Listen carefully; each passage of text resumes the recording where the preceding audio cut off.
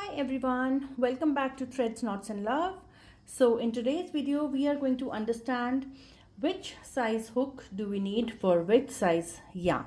Alright, here you can see if you're doing a crochet project, then it says a 4.5 hook, okay, would be perfect for this thickness of yarn. If you're doing a knitting project, then you can take a size 6 or 7 needle.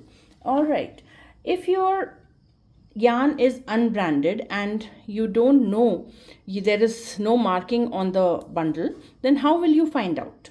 So you take your yarn and you take the hook. Okay, this one here is a 4 mm hook.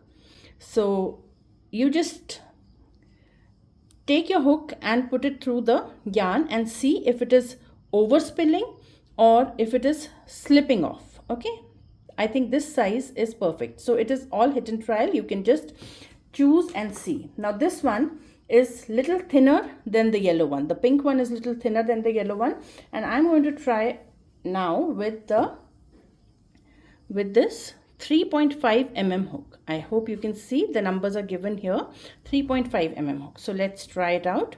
You can see it's not slipping, it is fitting perfectly in the loop. So that is how you can make out. Now, how do we start our project? So to start our project, we are going to start with a knot. Okay, so what we are going to do, what I'm going to do is, this is the loose end and this is the working end. So we'll take the loose end and with our fingers we'll make a loop. Now through this loop we will pass the loose end and tighten it. Okay, so this gives us one loop. Pass your hook through the loop and tighten the loop around your hook. So this is your first loop on your hook. How do you wrap the working end of the yarn around your hand? So what I like to do is take the working end around your pinky finger, then around your index finger, and with your middle finger and your thumb hold the loose end thread. Okay, so now you are ready to start off your project. And for any beginner project, you will need a chain where you can start off the project. So how do we make the chain? The term that I'm going to use is yarn over. So you take your hook under the yarn, so the yarn comes over the hook. So this is called a yarn over. You do a yarn over, then take the thread in your hook like so and pass it through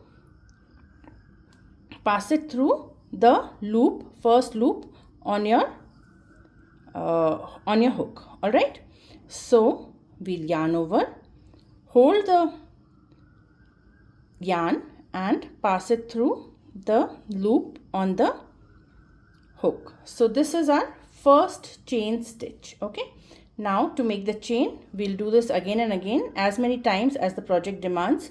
2, yarn over, pull, and 3, yarn over, pull, 4, 5, and so on.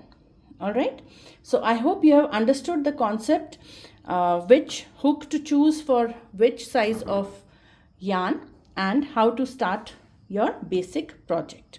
All right, do practice making a chain stitch, and we'll see you in the next video with different types of stitches of crochet.